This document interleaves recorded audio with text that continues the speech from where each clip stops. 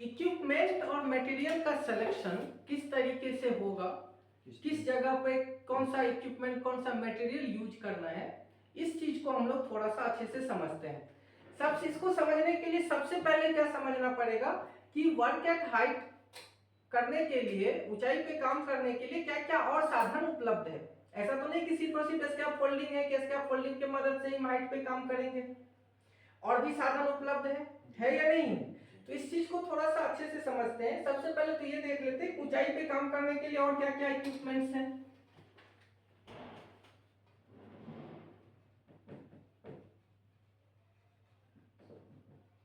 Equipments for height work क्या क्या चीजें हैं भाई साहब, आप लोग कुछ बताएंगे। चलो सबसे पहले ऊपर नंबर में स्कैप फोल्डिंग दे देते हैं। और क्या है बोलिए। लैडर है, सीढ़ी मिथुन, सीढ़ी लैडर। और क्या होगा, लिफ्टो। एक्चुअली उस पे हम नहीं चढ़ते हैं ना लिफ्टों पे, लिफ्टों से मटेरियल को लिफ्ट किया जाता है। क्या चीज, मटेरियल ऊपर किया जाता है। एक मशीन है जिसको बोलते हैं कि एरियल लिफ्ट। क्या बोलते हैं, aerial lift. Aerial lift platform होता है या फिर आर्टिकुलेटिंग लिफ्ट होता है। तो सब चीज को एक नाम अगर दे दे समराइज करके तो उसको मैन लिफ्टर हम जनरली बोल सकते हैं। क्या बोल सकते हैं, मैन लिफ्टर। उसमें और भी बहुत सारी मशीनें हैं जैसे सीजर लिफ्ट है, एरियल लिफ्ट है, आर्टिकुलेटिंग बूम लिफ्ट है, या फिर अब तो F-15 जो क्रेन आता है उसमें भी आदमी आगे बकेट लगा दे रहा है, उसमें भी चढ़ के आदमी काम कर ले रहा है। ठीक है, तो मैन लिफ्टर लिख दे रहे, जनरली आप लोग को भी समझ में आ जाएगा। कोई ऐसा है जिसको मैन लिफ्टर नहीं पता है? No sir. पता है जी। ठीक है, आपको पता है मैन लिफ्टर। चलिए नेक्स्ट हमारा जो है वो है रोप एक्सेस। हो सकता है कि आप लोग भी कहीं ना कहीं देखे होंगे जो हाई राइज बिल्डिंग होता है, टॉप बिल्डिंग्स होती हैं, वहां पर ऊपर से नीचे की तरफ एक रस्सी आया होता है और इस रस्सी से एक आदमी लटका हुआ रहता है और वो यहाँ पर कोई काम अपना कर रहा होता है। ठीक है, इसको बोलते हैं रोप एक्सेस का जॉब, कि रस्सी से लटक के काम कर रहा है। ज्यादातर ये जो काम होता है वो क्लीनिंग और मेंटेनेंस के लिए होता है। किस चीज के लिए, क्लीनिंग और मेंटेनेंस। इस दो तरीके के काम में रोप एक्सेस बहुत ज्यादा यूज होता है, खास करके अगर हाई राइज बिल्डिंग है तो उस समय इसका इस्तेमाल किया जाता है ग्लास को क्लीन करने के लिए, क्योंकि वहां बहुत ही बड़ा चैलेंज होता है कि उतने बड़े बिल्डिंग्स का क्लीनिंग कैसे होगा। कई जगह आप ट्रॉली वाला स्कैफोल्डिंग भी देखे होंगे जिसको सस्पेंडेड स्कैफोल्ड बोलते हैं। वायर रोप के मदद से नीचे एक ट्रॉली, एक बकेट नीचे गिरा हुआ रहता है, उस पे 2 पर्सन खड़ा होकर के क्लीनिंग या मेंटेनेंस का काम कर लेते हैं। तो ये 4 जनरली हमारे पास हाइट वर्क के लिए उपलब्ध है जनरली। ठीक है, तो अब हमें ये जानना है हमारा एक्सपर्टीज किस चीज में है। सबसे पहला चीज तो स्कैफोल्डिंग और लैडर के फील्ड में। किस दो चीज के फील्ड में, स्कैफोल्डिंग और लैडर के फील्ड में। सबसे पहले देख लेते हैं कि इन चारों में हमें क्या यूज करना है। ठीक है, तो कुछ चीजों को क्राइटेरिया लेते हैं, पैरामीटर बनाते हैं, जैसे वेट, कि वेट कितना ले जा सकते हैं, ड्यूरेशन, ड्यूरेशन को भी एज ए पैरामीटर रखते हैं, कितना समय काम किया जा सकता है उस चीज पे, ये भी तो देखा जाएगा ना। चलो इसी 2 चीज को सिर्फ पहले लेके देखते हैं। लैडर का अगर यदि बात किया जाए तो मैक्सिमम कितना लोड इस पे डाला जा सकता है, मैक्सिमम लोड आप कैरी कर सकते हैं 10 केजी। कितना मैक्सिमम लोड आप कैरी कर सकते हैं, 10 केजी लैडर पे काम करते समय। क्योंकि लैडर का जो अपना जो रंग्स का ये होता है, क्या बोलते हैं, SWL, वो 150 केजी के अप्रॉक्स होता है एज पर स्टैंडर्ड। ये अगर एक लैडर है तो लैडर में ये जो दिखता है आपको, इसको बोलते हैं रंग्स। क्या बोलते हैं इसको, और इसके एक रंग्स का कैपेसिटी कितना होता है, 150 केजी। ठीक है, तो इसका मतलब ये नहीं है कि यहाँ एक आदमी खड़ा हो जाएगा, यहाँ एक आदमी खड़ा हो जाएगा, यहाँ एक आदमी खड़ा हो जाएगा, क्योंकि उसका कैपेसिटी तो हर एक का 150 केजी है। बिल्कुल नहीं, एक लैडर पे एक समय में एक ही आदमी काम कर सकता है और मैक्सिमम कितना लोड कैरी कर सकता है 10 केजी। साथ ही साथ कितने ड्यूरेशन के लिए, तो मैक्सिमम 30 मिनट के लिए यूज एक बार में कर सकता है। बहुत ज्यादा तो 30 मिनट के लिए। कितने समय के लिए? 30 मिनट के लिए एक बार में यूज कर सकता है, किया जा सकता है। अब हमारे पास दूसरा चीज क्या है? स्कैफोल्डिंग। क्या है? स्कैफोल्डिंग। चलो पहले मैन लिफ्टर का देख लेते हैं। मैन लिफ्टर सभी में कुछ न कुछ कमियां होती है। अब जैसे मैन लिफ्टर के बारे में हम लोग बात करें कि मैन लिफ्टर का कैसे इस्तेमाल किया जा सकता है, तो बहुत अच्छी बात है कि यहाँ पर आपको एक प्लेटफॉर्म मिल जाता है। प्लेटफॉर्म, लेकिन प्लेटफॉर्म क्या है? लिमिटेड है। इस प्लेटफॉर्म को आप एक्सटेंड नहीं कर सकते हैं, प्लेटफॉर्म को छोटा बड़ा नहीं कर सकते हैं, घटा बढ़ा नहीं सकते हैं प्लेटफॉर्म को। ठीक है, पहला चीज। दूसरा चीज, इसमें वर्किंग लेवल हमेशा एक ही होगा। वर्किंग लेवल कितना रहेगा? 1। एक टाइम में एक ही जगह पे उसका बकेट रहेगा, वहीं पे उसका काम होगा। मान लो किसी को यहां भी काम करना है और यहां भी काम करना है एक साथ, तो ऐसे अगर मैन लिफ्टर लगा रहे हैं तो 2 मैन लिफ्टर हमें इसमें चाहिए। एक सिंगल मैन लिफ्टर से 2 जगह एक साथ काम नहीं होगा। दूसरा चीज, अब तीसरा पॉइंट है कि इसका जो मूवमेंट है वो हर जगह आप नहीं दे सकते हैं, क्योंकि इसको आने जाने के लिए एक स्पेसिफिक रास्ता चाहिए। उतना लेंथ, उतना विड्थ वहां चाहिए आने जाने के लिए, उतना हाइट होना चाहिए ताकि उसका बूम उसके अंदर क्या कर सके? मूव कर सके, अंदर जा सके। ठीक है, मान लो किसी को सेकंड फ्लोर पे काम करना है और सेकंड फ्लोर पे खिड़की विंडो के साइड से नहीं है, अंदर के साइड से है, उधर कोई विंडो भी नहीं है, तो उसमें मूव नहीं कर सकता। अंदर लेके कैसे जाओगे? नहीं लेके जा सकते हैं आप। ठीक है, फोर्थ चीज क्या होगा कि फ्यूल कंजम्पशन है।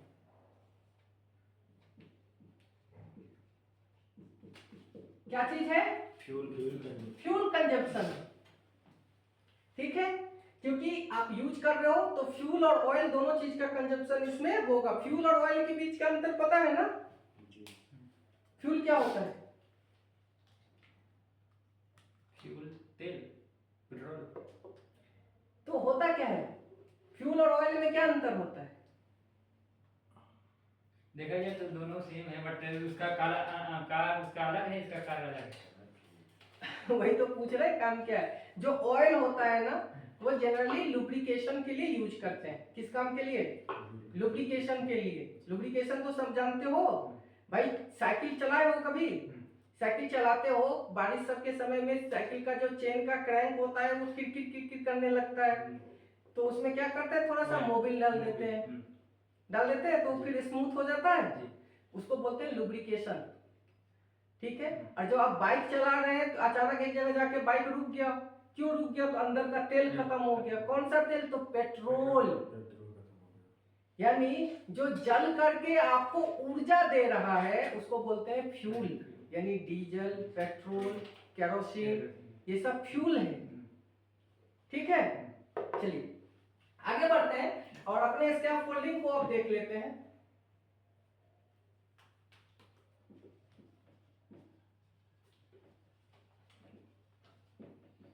जो स्कैफोल्डिंग है, इसमें देखो वर्किंग प्लेटफॉर्म का लिमिटेशन खत्म हो जाएगा।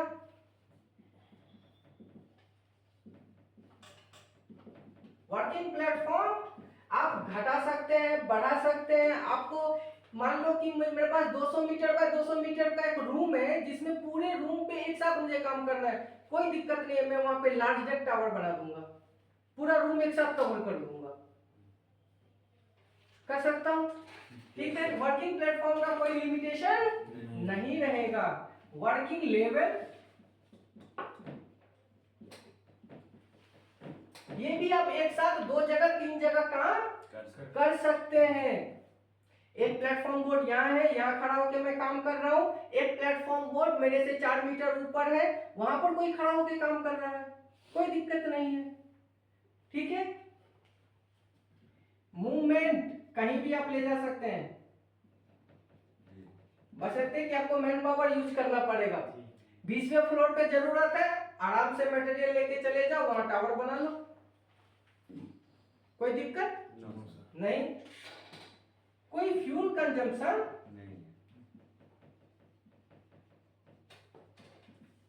नहीं है, मूवमेंट में भी कोई दिक्कत नहीं है। ठीक है, तो जनरली हम देख रहे हैं कि स्कैफोल्डिंग क्या है, ज्यादा इफिशिएंट इक्विपमेंट है, मटेरियल है, जिससे आप कहीं भी हाइट पे काम कर सकते हैं। ठीक है, लेकिन कई जगह ऐसे भी होंगे जहां स्कैफोल्डिंग नहीं, आपको मैन लिफ्टर ही लगाना पड़ेगा। कई बार ऐसा काम होगा जहां पे स्कैफोल्डिंग नहीं, आपको लैडर ही लगाना पड़ेगा। ठीक है, तो सिचुएशन के बिहाफ पे वो सब चीजें बदलेंगी। तो अब हम लोग क्या करेंगे, जो पैरामीटर लिया हमने हाइट और ड्यूरेशन, अब इसको चेंज करेंगे, इसको क्या करेंगे, चेंज करेंगे। और दूसरा चीज हाइट लिया, वेट और ड्यूरेशन, अब इसको चेंज करके हम लोग ये देखते हैं कि और क्या क्या चीजें हो सकती है, और क्या क्या पैमाना हो सकता है, पैरामीटर हो सकता है, जिसके आधार पे हम लोग ऊंचाई पे काम करने के लिए मटेरियल का सिलेक्शन करते हैं। ठीक है, चलिए देखते हैं कि इक्विपमेंट का सिलेक्शन, मटेरियल का सिलेक्शन और किस किस चीज के बिहाफ पे होता है। तो इस चीज को थोड़ा सा हम लोग एक स्टेप बाय स्टेप प्रोसेस में समझते हैं। सबसे पहला प्रोसेस ये समझो कि साइट विजिट क्या होता है। एक अभी कुछ देर के लिए मान लेते हैं कि मैं एक स्कैफोल्डर हूं और मैं यहाँ पर साइट विजिट करने के लिए आया हूँ। ठीक है, अब साइट विजिट किसी भी लोकेशन पे करने जा रहे हैं, इसका मतलब है वहां से कुछ डेटा कलेक्ट करने के लिए वहां पर हम जा रहे हैं। कुछ एक स्पेसिफिक डेटा हमें वहां से चाहिए।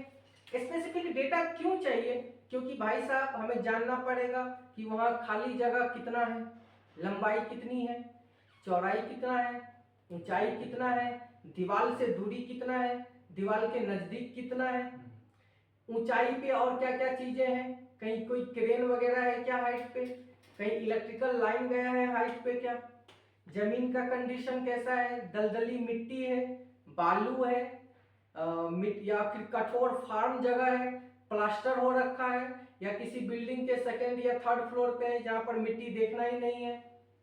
हो सकता है कोई ऐसा जगह हो जहां पर उबड़ खाबड़ जमीन है, क्या है, उबड़ खाबड़ जमीन है। तो इन सभी चीजों के बिहाफ पे हम लोग किसी भी मटेरियल का सिलेक्शन करते हैं।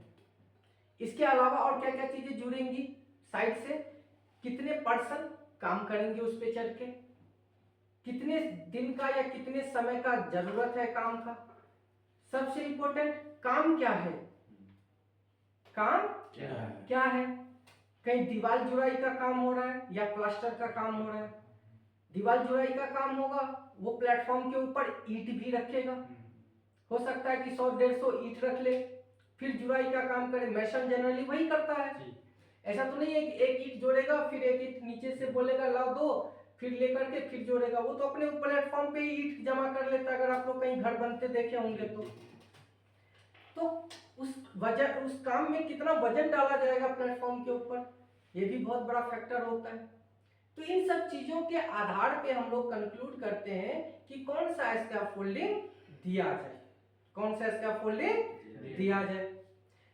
तो इन्हीं सब चीजों को पहले एक बार यहाँ पर लिख करके हम लोग समझ लेते हैं। ठीक है, क्या क्या चीज बोले, सबसे पहला चीज क्या चेक करेंगे, ग्राउंड कंडीशन।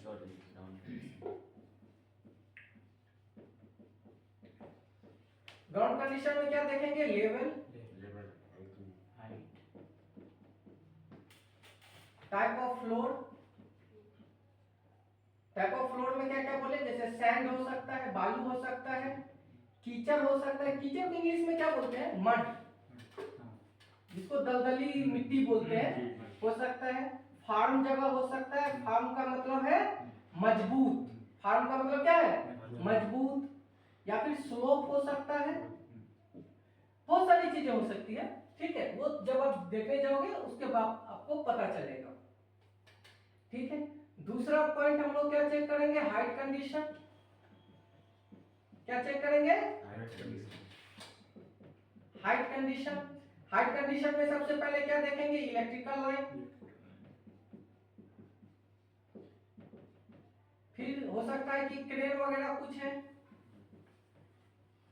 आता ना ईओटी, नाम सुने हो, नहीं सुने हो, इलेक्ट्रिकल ओवरहेड क्रेन ट्रैक, ठीक है, तो वहां भी हो सकता है। दूसरा, तीसरे नंबर पे क्या चेक करेंगे, वहां पर हाइट कंडीशन में, ठीक है, और तीसरे नंबर पे आप लेंथ देखो, चौथा नंबर पे विड्थ देखो, जगह कितना खाली है, पांचवें नंबर पर देखो कि ये क्या बोलते हैं, वॉल से कितना डिस्टेंस है, छठे नंबर पे टाइप्स ऑफ वर्क, काम क्या है, हो सकता है कुछ चीज ऊपर कुछ चीज नीचे हो सकता है, वो आप अपने हिसाब से भी कर सकते हैं। सातवें नंबर पर क्या देखेंगे कि टाइप्स ऑफ वर्क के बाद क्या देखेंगे, SWL कितना रिक्वायरमेंट है, SWL से ही तो पता चलेगा कि कितना ऑपरेटिव एक साथ काम कर सकता है। मान लीजिए उनका रिक्वायरमेंट है कि यहाँ पर मेरे पास एक साथ 4 आदमी काम करेगा, लेकिन हम बोलेंगे कि नहीं भाई 4 आदमी नहीं, 2 आदमी ही काम कर सकता है, तो फिर वो चीजें नहीं होनी चाहिए। इसीलिए ये चीजें यहीं पे हम क्लियर कट कर लेते हैं। और कोई चीज का रिक्वायरमेंट है तो आप लोग बताइए, सिर्फ वर्किंग लोड तक देख लिए हैं, और कुछ चाहिए साइट विजिट में, नहीं चाहिए, चलिए आगे देखते हैं। अब यहां पर जो मैंने हाइट लिखा है, अच्छा एक चीज और लिख लूं, weather condition, 8 number, weather condition, ठीक है। अब हाइट पे आइए, सबसे पहले हाइट को समझते हैं। स्कैफोल्डिंग में हाइट से रिलेटेड काफी परेशानी होती है, कई बार मटेरियल ज्यादा चला जाता है और कई बार मटेरियल कम हो जाता है। स्कैफोल्डिंग में टोटल 3 हाइट होता है। जब भी आप स्कैफोल्डिंग इस्तेमाल कर रहे हैं तो कितना हाइट आएगा, 3। सबसे पहला हाइट आता है प्लेटफॉर्म हाइट, प्लेटफॉर्म हाइट, ये स्कैफोल्डिंग का बात कर रहे हैं, ठीक है जी। दूसरा आता है टावर हाइट, और तीसरा आता है वर्किंग हाइट। क्या आता है, वर्किंग हाइट। अब इस चीज को समझो कि आपने देखा कि हाइट कंडीशन और टोटल हाइट आपने देखा 11 मीटर है, टोटल हाइट कितना है, 11 मीटर है। तो अब आप एक स्कैफोल्ड डिलीवर कर रहे हो, ध्यान से समझिए,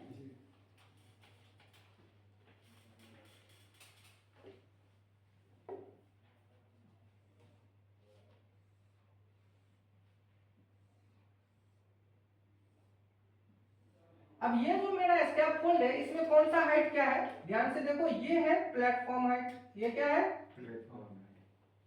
प्लेटफॉर्म,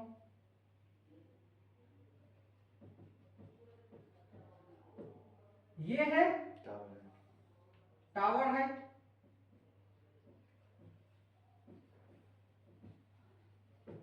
और अगर मेरा टावर अभी 5 मीटर का है, कितना है, टोटल 5 मीटर, 4 मीटर पे प्लेटफॉर्म है तो इसके ऊपर 2 मीटर पे क्या होगा, वर्किंग हाइट, टोटल 6 मीटर पे, इस तरफ देते हैं,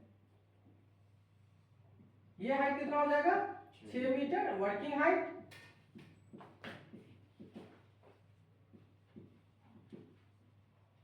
प्लेटफॉर्म हाइट है मेरा 4 मीटर और टावर हाइट है मेरा 5 मीटर, ठीक है। ये 3 तरीके का हाइट स्कैफोल्डिंग में एग्जिस्ट करता है। अब मान लीजिए आप किसी लोकेशन पे गए जहां पर हाइट कंडीशन में वर्किंग हाइट कितना है, 11 मीटर, ये वर्किंग हाइट है।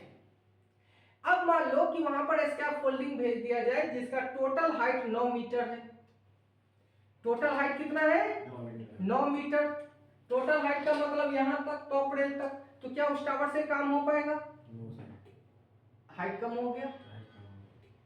अगर वहां पर एक टावर भेज दिया जाए जहां पे 11 मीटर वर्किंग हाइट है, वहां पर एक टावर ऐसा भेज दिया जाए जिस टावर का टोटल हाइट ही 11 मीटर है, ऐसे सिचुएशन में भी काम होगा, गड़बड़ होगा, क्योंकि हाइट, अब उस चीज को जैसे आदमी खड़ा होगा वो उसको टच करने लगेगा, वो झुक के इस तरीके से काम करना पड़ेगा उसको, जो उसके लिए कंफर्टेबल नहीं बिल्कुल भी नहीं होगा। तो अगर 11 मीटर हमारा टोटल वर्किंग हाइट है तो यहाँ पर टावर हाइट क्या होगा 10 मीटर। टावर हाइट क्या होगा 10 मीटर। प्लेटफॉर्म हाइट क्या होगा 9 मीटर। तो ये चीजें आपको अगर पता नहीं है और आप साइट विजिट कर रहे हैं तो आप उसमें जरूर गलती करोगे, जो रिक्वायरमेंट था वो फुलफिल नहीं हो पाएगा। ठीक है, अब देखो लेंथ पे क्या डिपेंड करेगा, तो भाई साहब लेंथ पे ये डिपेंड करेगा कि कौन सा टावर दिया जा सकता है। मान लीजिए किसी क्लाइंट के पास उसका जो एक ये है दीवार है, उस पूरे दीवार में वो सीमेंट या पुट्टी डलवाना चाह रहा है बाहर के साइड से, और उनका 100 मीटर का लेंथ है, एक एग्जांपल लेते हैं, लेकिन वहां पर खाली जगह जो विड्थ खाली जगह है, चौड़ाई जो वहां खाली है वो सिर्फ और सिर्फ 1 मीटर है। कितना है 1 मीटर। तो इस तरीके के सिचुएशन में कौन सा टावर दे सकते हैं, यहाँ ध्यान से देखो लेंथ है यहीं पे लिखता हूं, हाइट पता चल गया 11 मीटर जी। लेंथ कितना है 100 मीटर और विड्थ कितना है 1.5 मीटर। बताओ कौन सा टावर दोगे जो सबसे अच्छा होगा। हाइट कितना 1.5। विड्थ है 1.5, लेंथ है 100 मीटर, हाइट है 11 मीटर। चलो और कुछ डेटा चाहिए इसमें। वॉल डिस्टेंस आप ले लो 1 फीट। अब टाइप्स ऑफ वर्क इसका है पेंटिंग या फिर प्लास्टर। SWL ये बोल रहे हैं कि हमें चाहिए भाई साहब 500 केजी एंटायर टावर पे, वेदर कंडीशन एकदम गुड है। तो इस ऐसे सिचुएशन में हमको बताओ कौन सा टावर दोगे। सर SWS के हिसाब से तो टावर दे ही नहीं पाएंगे सर, 500 केजी लोड मांग रहे हैं सर। आप अभी भी नहीं समझ रहे हैं, लेंथ है 100 मीटर और एंटायर प्लेटफॉर्म पे 500 मीटर वजन डाला जाएगा।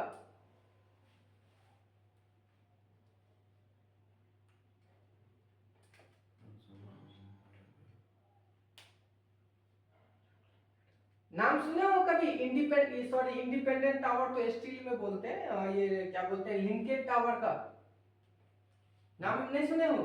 MS। Linked tower, facade tower नाम सुने हो। हाँ, फसाड टावर का नाम सुना। क्या होता है facade tower. Facade tower sir tower से कनेक्ट होकर टावर बनता है।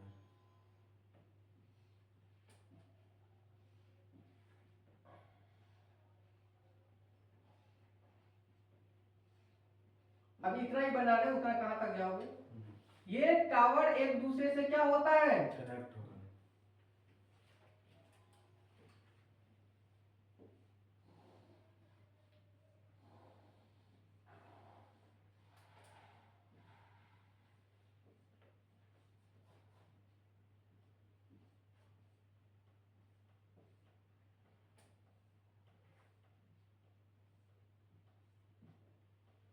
एक दूसरे से कनेक्ट हो गया। अब एक ही प्लेटफॉर्म मोड है जो यहां से लेके कहां तक है, यहां तक है। अब बताओ कितना सारा 1 2 3 4 टावर है, उसमें 500 केजी का लोड, अगर वो पूरा यहां से लेके यहां तक 500 केजी का लोड डाल रहा है तो उसको मना कर सकते हैं क्या। बिल्कुल नहीं कर सकते हैं। इस टावर को बोलते हैं independent tower, sorry facade tower, large linked tower या फसाड टावर, दोनों ही टावर इसको हम लोग बोलते हैं। ठीक है, एक टावर दूसरे टावर से कनेक्टेड रहता है, डायरेक्टली वो यहां से लेके वहां तक क्या कर सकता है, उस पे मूव कर सकता है। क्या कर सकता है, मूव कर सकता है। ठीक है, अब मान लो कि किसी का रिक्वायरमेंट 11 मीटर हाइट है और उसके पास जगह सिर्फ 1.5 मीटर है, तो 1.5 मीटर का जगह है, इसके मतलब थोड़ा सा जगह खाली रखना पड़ेगा जहां से वर्कर भी आ जा सके। ऐसे सिचुएशन में सिंगल विड्थ टावर बोलेंगे। जी। ये सजेशन लिख रहे हैं, suggestion tower single width material. क्या material, single width. Tower types में कौन सा टावर देंगे, लिंकेड। कौन सा, लिंकेड टावर सिंगल विड्थ से बना हो यहाँ से लेके वहां तक।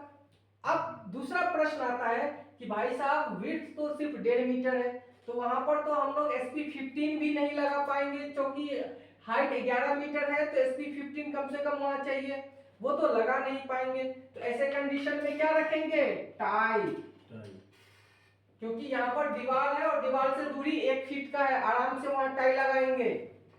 क्या लगाएंगे, टाई।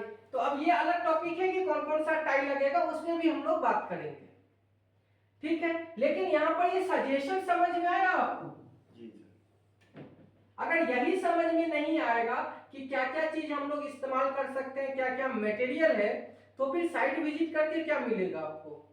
आप साइट विजिट करोगे भी तो बस ये कलेक्ट करके छोड़ दोगे। बात समझ में आ रहा है?